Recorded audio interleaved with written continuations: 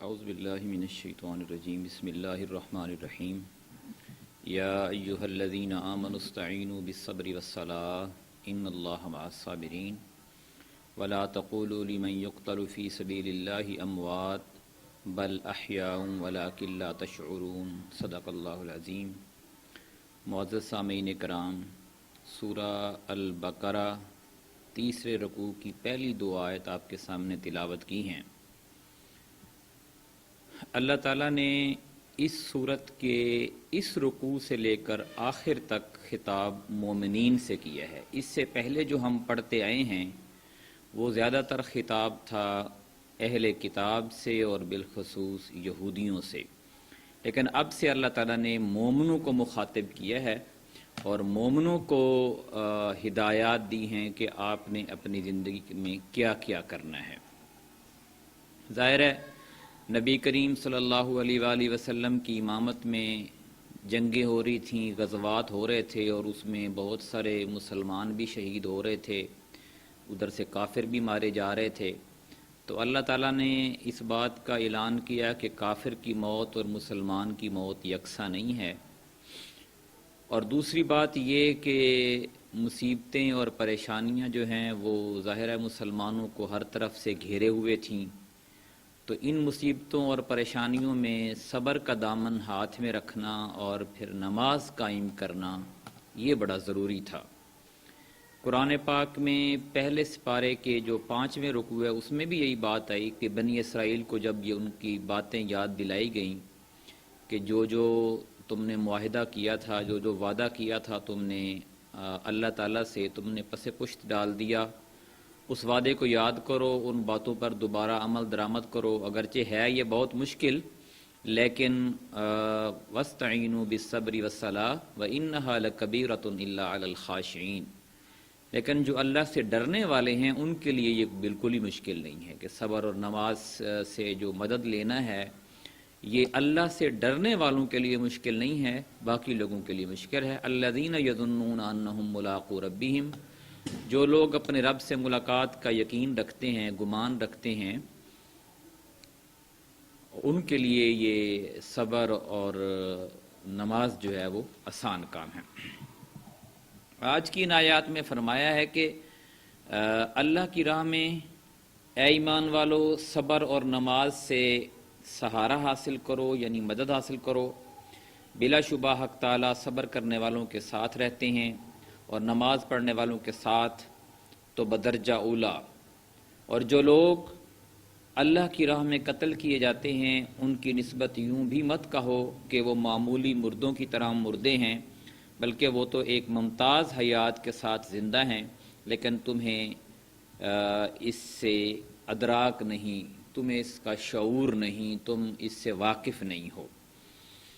شکر کے بعد صبر کا بیان ہو رہا ہے اور ساتھ ہی نماز کا ذکر کر کے ان بڑے بڑے نیک کاموں کو ذریعہ نجات بنانے کا حکم ہو رہا ہے۔ ظاہر بات ہے کہ انسان اگر بھلائی کرتا ہے تو یہ موقع شکر کا ہے، یا برائی میں ہوگا تو یہ موقع صبر کا ہے۔ حدیث میں ہے مومن کی کیا ہی اچھی حالت ہے کہ ہر کام میں اس کے لیے سراسر بھلائی ہی بھلائی ہے، اسے راحت ملتی ہے، شکر کرتا ہے اجر پاتا ہے، رنج پہنچتا ہے صبر کرتا ہے تو اجر پاتا ہے۔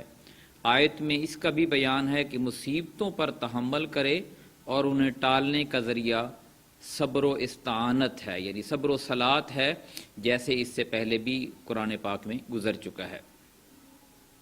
صبر کی 2 قسمیں ہیں، حرام اور گناہ کے کاموں کے ترک کرنے پر جو پریشانی آتی ہے اس پہ صبر کرنا، اطاعت اور نیکی کے کاموں کے کرنے پر جو مشکلات آتی ہیں ان پر صبر کرنا۔ یہ صبر پہلے صبر سے بڑا ہے، یعنی نیکی اور اطاعت کے کاموں پہ جو مشکلات آتی ہیں ان پر صبر کرنا گناہ اور حرام کاموں کے ترک کرنے والے صبر کرنے سے بڑا ہے۔ صبر کی ایک تیسری قسم بھی ہے کہ مصیبت اور درد و دکھ پر، یہ بھی ایک صبر کی قسم ہے، یہ بھی واجب ہے، جیسے عیبوں سے استغفار کرنا واجب ہے۔ حضرت عبد الرحمن فرماتے ہیں اللہ تعالیٰ کی فرما برداری میں استقلال سے لگے رہنا گو نفس پر شاک گزرے، طبیعت کے خلاف ہو جی نہ چاہے۔ ایک صبر تو یہ ہے، دوسرا صبر اللہ تعالیٰ کی نامرضی کے کاموں سے رک جانا، گو طبی میلان اس طرف ہو، خواہش نفس کتنی ہی اکسا رہی ہو لیکن آپ اللہ تعالیٰ کی نافرمانی سے بچ جائیں۔ حضرت امام زین العابدین فرماتے ہیں قیامت کے دن ایک منادی ندا کرے گا کہ صبر کرنے والے کہاں ہیں، انہیں اٹھیں اور بغیر حساب کتاب کے جنت میں چلے جائیں۔ کچھ لوگ اٹھ کھڑے ہوں گے اور جنت کی طرف بڑھیں گے، فرشتے انہیں دیکھ کر پوچھیں گے کہاں جا رہے ہو، یہ کہیں گے جنت میں۔ وہ کہیں گے ابھی تو حساب بھی نہیں ہوا، کہیں گے ہاں حساب سے بھی پہلے۔ پوچھیں گے آخر آپ لوگ کون ہیں، جواب دیں گے کہ ہم صبر کرنے والے لوگ ہیں، خدا کی فرما برداری میں لگے رہے اور اس کی نافرمانی سے بچتے رہے، مرتے دم تک اس پر صبر کیا اور جمے رہے۔ فرشتے کہیں گے پھر تو ٹھیک ہے، بے شک تمہارا یہی بدلہ ہے اور اسی لائق تم ہو، جاؤ جنت میں مزے کرو، اچھے کام والوں کا اچھا ہی انجام ہے۔ قرآن پاک میں ایک اور جگہ بھی فرمان ہے کہ صابر دل والوں کو ان کا پورا پورا بدلہ بے حساب دیا جائے گا۔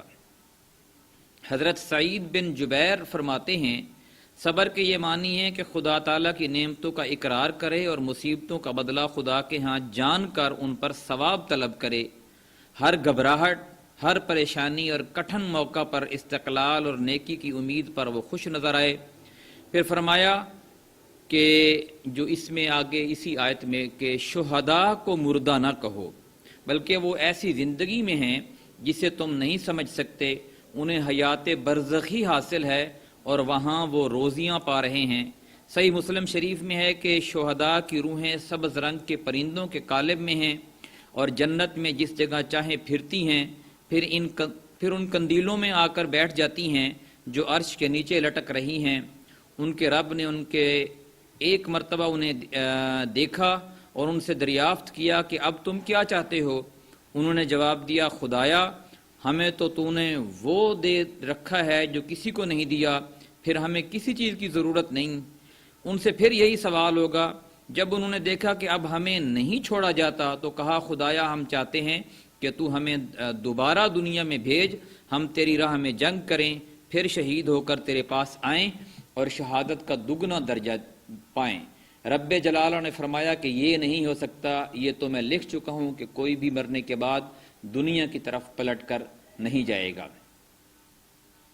ہماری پارٹی کا یہ جو نصب العین ہے وہ بھی اس میں یہی ہے کہ ہم آئینی جد و جہد کریں گے اور اس راستے میں جو جد و جہد کے راستے میں اسلام کے غلبے میں جو ہے وہ شہادت ہماری آرزو ہے۔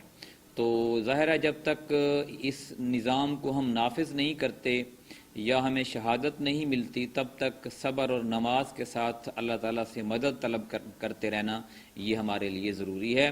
اللہ تعالیٰ سے دعا ہے کہ ہم نے یہ جو آج قرآن کا حصہ پڑھا ہے اس پر عمل کرنے کی توفیق عطا فرمائے۔ جزاک اللہ۔